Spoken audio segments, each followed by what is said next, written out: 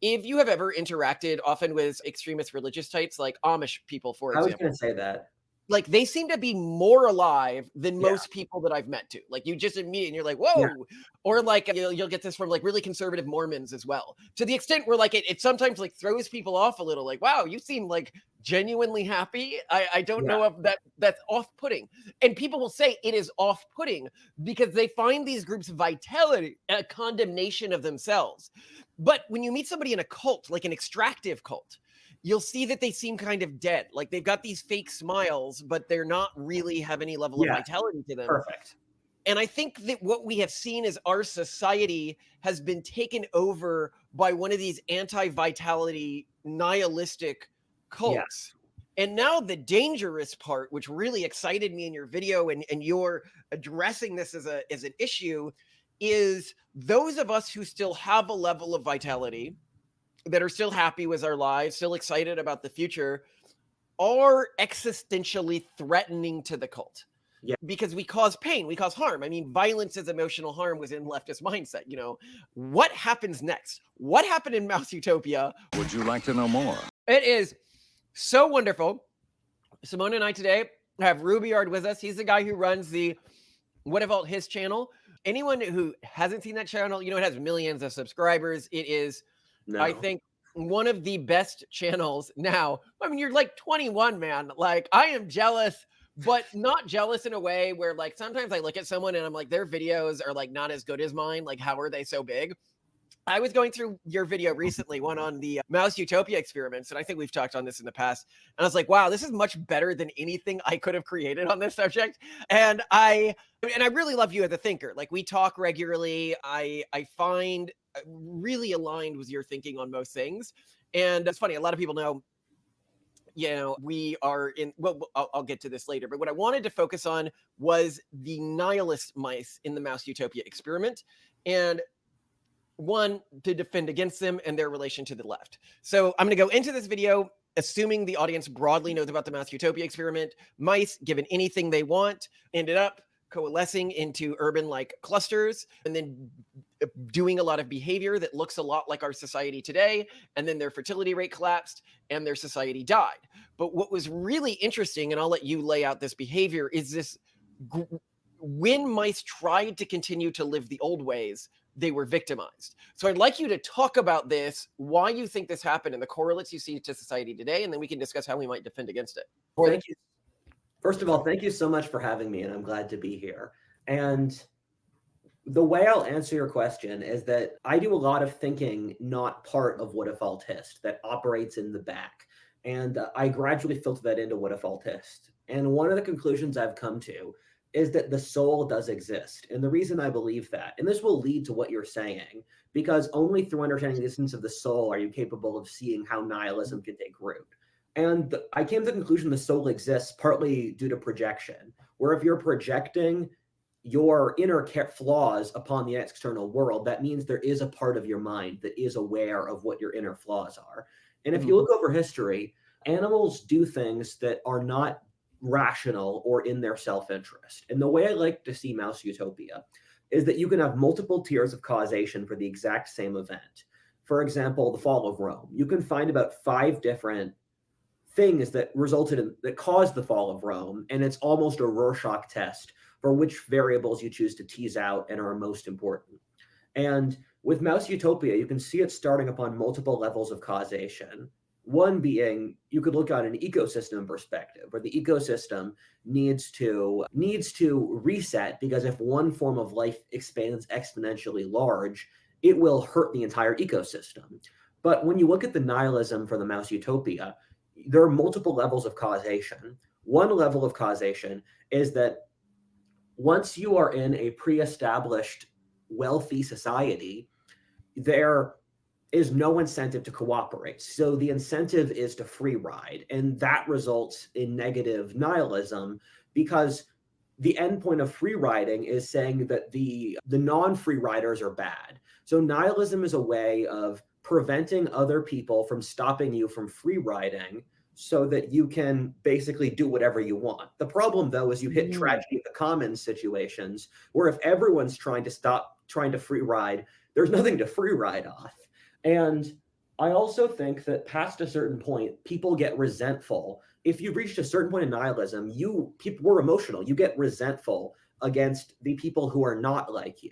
And so it becomes this recursive thing where you hate the reminder that you're doing something wrong. And with the Mouse Utopia experiment, something that I find very interesting is the thing that kills the other mice is not the mice not having kids, it's the nihilist mice killing those who do have kids. Oh God. And that's Before what you go further, I want to highlight these ideas you've had, because I think they are so powerful, and they're really, really like not things to just so within all social animals, whether it's human or mice or anything like that, you're going to get some level of self-consciousness, it appears. And this is one of the things that surprised you when you're first looking at the experiment, is how similar the mice were to humans in many ways when we think of them as being such simple animals, to the extent where if I'm a human and I am living off the state, because no human wants to see themselves as a bad person, or if I am a mouse and I'm just living completely indulgently without thinking about the future of my civilization or anything like that, like that's not really how mice are working, but kind of like that. But if I'm a human and I'm just living completely off the state, I need to justify this behavioral pattern. And so I justify it in two ways. First, with nihilism. Nothing really matters because it is not constructive to live off the state. So the only value hierarchy that can justify this behavior pattern is nihilism. And then I begin to, I look at the people who are still putting in the effort, and they are a reminder to me, like in leftist thought, their existence or their ideology causes violence to me, where violence is defined by anything that causes emotional pain. And it's causing this emotional pain because it's reminding the part of you that is still sane that what you are doing is indolent and self-indulgent. And so then you project the hatred out on these other communities, and you begin to demonize these communities. And then this demonization, and I know I'm just repeating everything you say, but I want to really make sure this sinks in for people because it's so powerful, creates a loop. And in this loop, you see these other groups who have maintained these old ways of doing things, or these more natural ways of doing things, and they are still happy with their lives. Like they have kids, they are engaged, they have partners, and you have descended into this cycle of self-hatred, which is a result of nihilism and a result of knowing that you're not actually living for anything other than yourself. And this cycle gets worse and worse and worse over time. And then what? Continue. Sorry, You explained that very well. And the thing which worries me so much about Mouse Utopia is that it has very close historical parallels. Where a method I use to determine, because you get studies all the time, most studies are never verified. They're just, scientists can just make stuff up and they'll never be called out for it. The thing that scares me about Mouse Utopia is the parallels you can draw to so many other historic societies, where if you read authors going back to Herodotus, you see that this pattern of societies growing wealthy, losing their values, and then collapsing into decadence and getting conquered, this is something that's happened to each of the major civilizations, whether Rome, whether the Mayans, the Persians, the Chinese, whatever. And the thing that I find scary is that we are in the West today at a level of wealth much higher than any of those other societies. So would it not go to reason that we'd have a higher level of decadence? And I think the point that Malcolm was jumping off when we started this is that I said in the video that the thing that shocked me about the new left, because I'll compare my predictions from year to year, and as of 4 years ago, I was able to predict the left would go crazy because I looked at social justice, I looked at the institutions they ran, and I realized there was no feedback loop inside social justice to sanity. The thing, though, is that we have 100 years of track record of leftist insanity already. Look to Cuba, look to Russia, look at China, look at Venezuela. And this current leftist insanity, it's nihilistic, which is fascinating because the left should, in abstract, be an incredibly optimistic philosophy since they believe utopia is around the corner. But our left has no positive vision of the world. It's just don't. And the thing that really shocks me is Western society is committing social suicide. And I believe this to be most pronounced in North Europe, where Sweden, the Netherlands, Germany, they bring in millions of immigrants. In a lot of these countries, they'll be half non-native population by 2050 if things don't change, or half of their children. Half of the young will not be native population by 2050. And the thing that really shocked me is degrowth, where I just can't wrap my head around why degrowth is an idea. Because if you look at it from a climate perspective, if the Netherlands just stops being an economy, it doesn't matter. China is going to keep doing coal. Yes. you could nuke the entirety of Northern Europe and it wouldn't affect the economy, the world's carbon emissions by that much. And furthermore, these are the kinds of countries that would develop the future climate technology.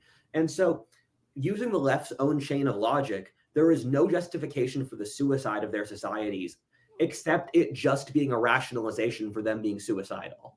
Well, I love in the video, you also talked about the erasure of their own history and culture identity in the tearing down of statues, in the tearing down of traditional forms of artistic medium. And one of the things that you said in the video, which chilled people, it was one of your top comments, and I agree with it, is that we have stopped producing art. You had mentioned that when you watch movies today, they don't seem as dynamic. Like, people don't seem as alive as they did in previous movies. They seem sort of odd and robotic, almost like the souls have left their body. I'd love you to elaborate on this first too. I'm glad you pulled this up because that's one of my favorite things I said in the video, and I'm happy that people teased it out. But I don't watch cable TV. I don't have it in my house. The only time I do watch cable TV is when I'm at the gym. And so I'll watch Fox News or MSNBC or whatever content they're showing on the gym TV.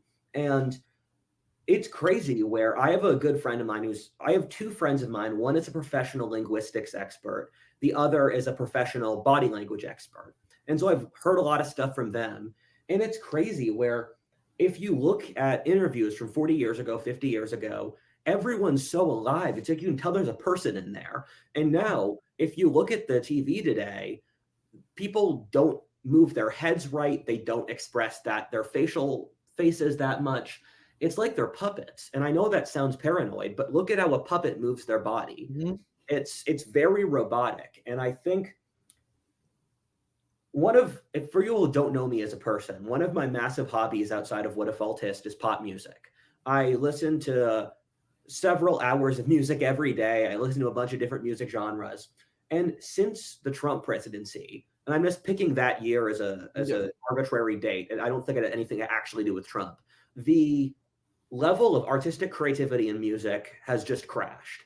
I don't see any new genres. All the musicians I liked have gone crazy across our entire society. We don't make new movies anymore. All our movies are reboots of earlier movies. All the musical sound today is taking sounds from the 80s and then rehashing it. I read history. I loved history because it was one of the few fields where you could expect a genuinely good quality of work. And since COVID, the new history books that come out, they're more derivative than what came before. So the last field, which I used as a benchmark for this is something which keeps working, has stopped working. And what does our society do anymore? I'm asking that as a real question. Well, I want to touch on something you said here, because when you talk about people seeming like off, it's definitely something I've noticed as well. And it reminds me, when you encounter a group that's radically different culturally, you'll often notice either they'll seem to have less life than the society around them or more life than the society around them. If you have ever interacted often with, I think, sort of extremist religious types like Amish people, for example. I was going to say that. Like, they seem to be more alive than most people that I've met too. Like, you just meet and you're like, whoa. Yeah. Or like you'll get this from like really conservative Mormons as well, to the extent where like it sometimes like throws people off a little, like, wow, you seem like genuinely happy. I don't know if that's off-putting. And people will say it is off-putting because they find these groups' vitality a condemnation of themselves. But when you meet somebody in a cult, like an extractive cult, you'll see that they seem kind of dead. Like, they've got these fake smiles, but they're not really have any level of vitality to them. Perfect. And I think that what we have seen is our society has been taken over by one of these anti-vitality, nihilistic cults. Yeah. And now the dangerous part, which really excited me in your video, and you're addressing this as an issue, is those of us who still have a level of vitality, that are still happy with our lives, still excited about the future, are existentially threatening to the cult. Yeah. Because we cause pain, we cause harm. I mean, violence is emotional harm within leftist mindset. You know, what happens next? What happened in Mouse Utopia? What happens to us? And what are your plans for how to get around this? Good. So to jump off your point, what you've said about religious people, traditional conservative religious people seeming more alive is true. When I've traveling to the Middle East, that's obvious. Going to Egypt, people seem a lot more alive. Moving from California, I spent a couple months in California. Now I'm in Texas.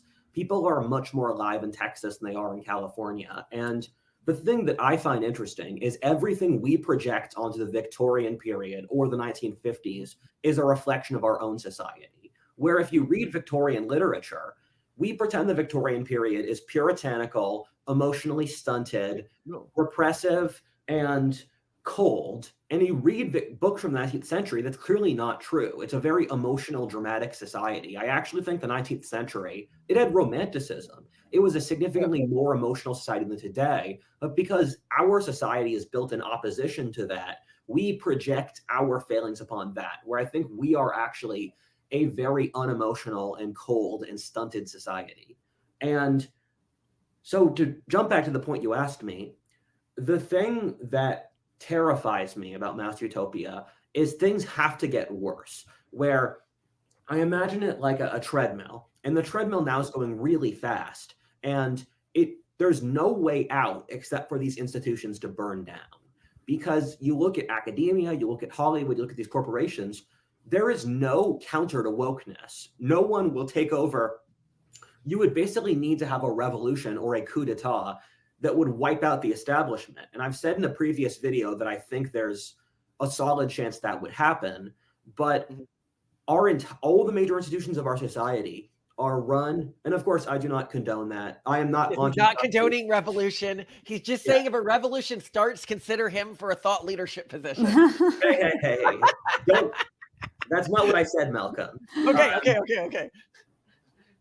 I live a peaceful life now, but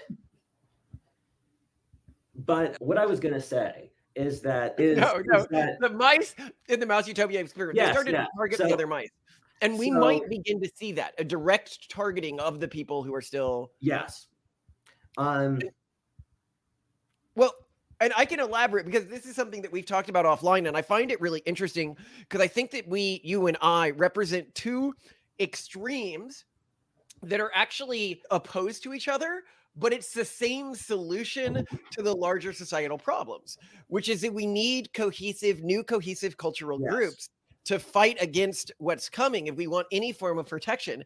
And what's really interesting, and where I would point my followers to your channel, is people know that we're trying to start like a new cohesive group, like Simone and I, or like religious denominational system, but it is incredibly anti-mystic. And you have like a similar sort of a project, but it is incredibly, I'd say, like pro-mystic, and it's the smartest of the pro-mystic takes I've ever seen. You're too kind, for our audience who is put off by our anti-mystic state, his next video, which I'm excited to see, is on this time when the CIA, like you actually, I've made this video already. It's just getting approved. Yeah. So talk about it.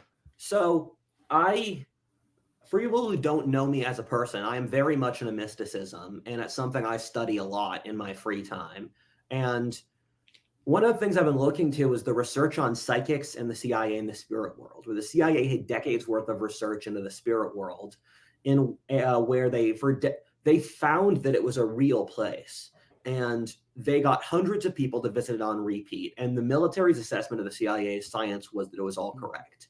The Soviets had their own version of this, which found the same results. And my take is that if every major society in history agrees on this, with the 20th century being the one exception, and then the 20th century found it to be real, I personally find that to be compelling evidence. I know this is something Malcolm and I disagree on, and we're allowed to disagree, but I think our society is so cold and impersonal, and why do we do anything? That's something I feel in the subconscious of our society, that we don't. Oh, no, continue. We don't have a sense of why we're living life. And I think that's something that we very much need. And without it, we're going crazy. I was reading a book by an Orthodox theologian who said the modern world is divided between those who try to constantly numb themselves to its meaninglessness and those who realize it and go crazy. Yeah. So what I find so interesting about your thought is it is a form of mysticism and mystical thinking that I think is very compatible with industry and industrial and artistic productivity. I mean, I am a Quaker. That's like or I grew up a Quaker. That's where those two meet. But I think that the way that you accomplish this is very interesting in your thought pattern. is that the mystical traditions which end up going towards indolence are based around like secrecy and hierarchy, where you have mystical traditions which are dripped down through a hierarchy through a level of like secrecy. Whereas your mystical traditions, they approach everything like an investigation or a conspiracy almost. Like these things are out there for anyone to find, but it is up to every individual to find them in multiple places. There are no like keepers of knowledge or anything like that. Yes. And I think that combining it with like actual science and investigative history is actually very similar to the forms of mysticism we saw within productive Victorian period. Like Isaac Newton, he was a mystic, but he wasn't like a general mystic. He was like an occultist who would like research old texts and everything like that. But anyway, yeah, I'd love to hear your thoughts. Thank you. I think the truth is a cone. And one of the points I make in the video where I talk about the CI and the spirit world is what these researchers found is there's a geography to the spirit world, where there are parts of the spirit world that appear Abrahamic, there are parts that appear Indic, parts that appear like reincarnation. So I don't believe there's contradiction between the major world's religions. I think they're touching a shared truth in different contexts that are useful to their society. And I don't want to lionize religion and say it's perfect, because the problem is that we can all get fuzzy and agree on that. But once you actually have to apply it to the real human world in politics, that's when things get messy. Where ironically, the Christians, the Jews, and the Muslims are theologically very similar. Once you get to the details, though, that's where the pain starts. And so I do believe there's this shared truth, but the truth, you have to imagine you have to clean out your attic. You go into the attic, you flash it, use a flashlight there. And if you're not going to shine light upon your attic, you're not going to clean anything. And with these occult traditions that are negative, what you're basically doing is taking people up to the attic, holding them in hand, then not showing them the light so that they have to hold your hand in the attic to survive. What a good mystic tradition is, it flips the light switch. I love this. That's a good analogy. That's very good. Yeah. You see why I like this? For those who don't understand why we go so anti-mystic with our traditions, I really do recommend his video, Did the CIA Discover the Spirit World? As I think it's a great example of where taking the mystical path can lead a very logical, smart individual in terms of getting them to circumvent what I would consider a reasonable amount of incredulity when engaging with information. Rudyard actually texted us a comment that must have come from one of our watchers under the video, which was something along the lines of, "Oh dear, I hope Malcolm doesn't see this," which I think really shows, even if you are approaching mysticism from the perspective of the literal best approach to it, which I do think his approach is, you know, this level of conspiratorial investigation makes the way he is structuring his belief system not particularly susceptible to individuals who want to use a person's belief system to control a person, which I really respect about it. But it does burn a bout of his incredulity and logic. For people to understand why we do not take any evidence of the spirit world from the studies that he's looking at here, we'll probably do a video debunking them at some point, but I don't even know if they need to be debunked. I think even just a logical and rational person watching his video from somebody who believes him can understand why somebody wouldn't. I mean, the guy who was managing all of this research thought he directly was talking with God and was giving people information and saw demons and aliens and ghosts before any of this ever happened. Well, and I love that you are, elevating this within some of your videos as a potential solution, because I really do think it is the only potential solution, is a return to theological framings of reality, but that break from the theological framings of the old. In many ways, and I'll put a little clip here, the old religious traditions that are like, oh, we'll just do things in that pre-industrial way, and this will protect our children from deconversion in the modern world. It reminds me of You think one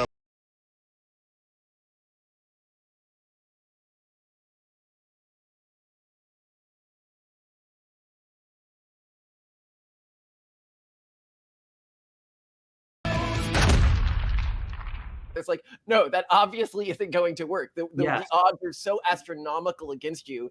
We need some level of adaptation, and we need to all work together, no matter how different our beliefs are, because whatever those beliefs are, we're the people they're coming after. I mean, there's clearly like the one big bad negative group. Yes, Nothing.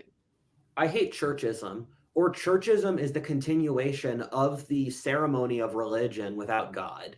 And I think most religion in our society is churchism, in that I think a lot of these people don't actually care or want God. I think they use it as an excuse. But if you read the Bible, the God of the Bible is disgusting and insane.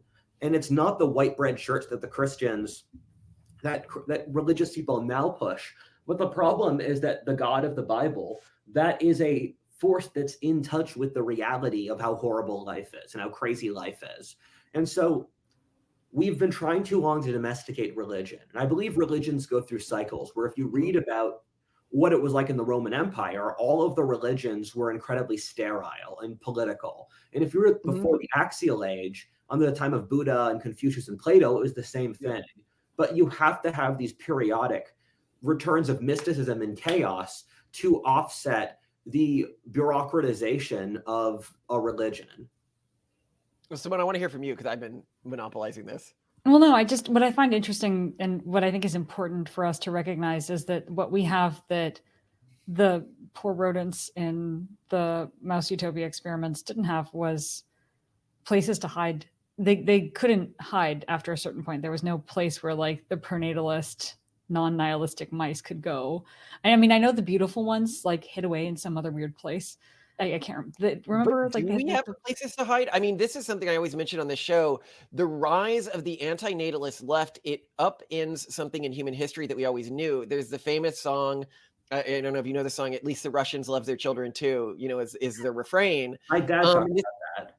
Yeah, this is something that we always knew in history. At least the people who were fighting against love their children too and want the world to keep existing. We no longer have that belief. Like the side we're fighting against doesn't have children and they want us all dead.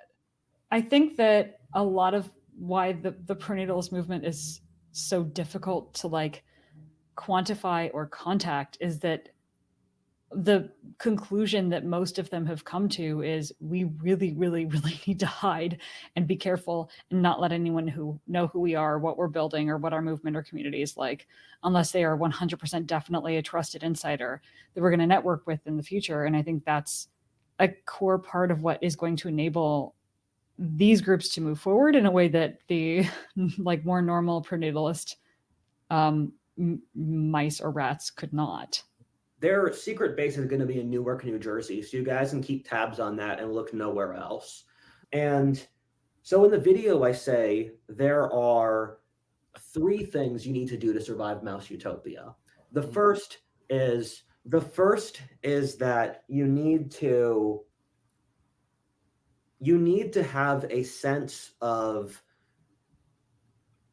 that the anti-natalist people can't take over the government, because if they take over the government, they can kill anyone who's trying to survive and have children. And that really worries me, because if you look at Mouse Utopia, that's what happens. And if the government's killing anyone who has children in America, the entire American nation, that's the only way they can die. The second is you need to form communities out of the way of like-minded, sane people who can support each other. And the third thing is you need religion, because religion can provide external moral standards that you can convince a large part of the population to follow as a push against the chaos of the world. I couldn't agree more, and I think that's a great point to end on. And we have been so excited to have you on. I would really encourage people, go check out that episode of his. Thank you. And if you like it, then you need to keep going deep on his channel, because he is a great thinker. And keep in mind how young he is. You know, this guy is already, I think, one of the leaders of the sort of growing new right thought movement. And he's 21? 22. I'm about to turn 23. Yeah, 22. but I think that's an important point, is that you are also inspiring to us because you represent what humanity should be doing rather than what humanity is doing. Yeah, Yeah, but people are like, what we can go back to, quite frankly, again, like Benjamin Franklin was like fully like acting as though he were an early career adult, like age 12, 13. And then by, his 20s, he was, a major leading thought leader, and you were following that path, and you were showing that like, oh, guess what? Infantilization is not the norm. And look at me. And so we need you to continue to succeed and rise. You flatter me. I grew up in a place where Ben Franklin was taught like 10 times. I'm from Philadelphia. And so I heard about Ben Franklin like 10 times in my childhood. Maybe that helped, because people are very suggestible. And if we don't have role models, it's a lot harder to like realize that you're capable of something if you've never heard of someone else being capable of it. Yes. So I remember when I was a child, the only historic figure I had heard of was Martin Luther King, because when I was 6, that was the only person my school taught me about. And I don't dislike Martin Luther King. I think he was a great man, but we need to have a broader selection of role models to teach our children. Yeah. Because I don't know, that sounds racist to me. It sounds like you're saying we need some white role models. And I don't know if that is appropriate. Let's develop a racial quota based upon the demographics of the country. We can have 6 out of 10 white Europeans. We can have 2 Hispanics like Hernan Cortez, who was also a white European. And we can have Martin Luther King for our 12% Black population. Well, or we can have what, Gemini was trying to do before Google decided to apologize, which is just make the founding fathers Black. It's fine. Okay. Like, I mean, honestly, after looking at some of the images generated, I was like, yeah, this looks right. Checks out. Like, I can see George Washington is Black now, and I don't care. I don't care. But you keep doing what you're doing. And we look forward to having you back on. We'll have you back on. All right, great. Thank you.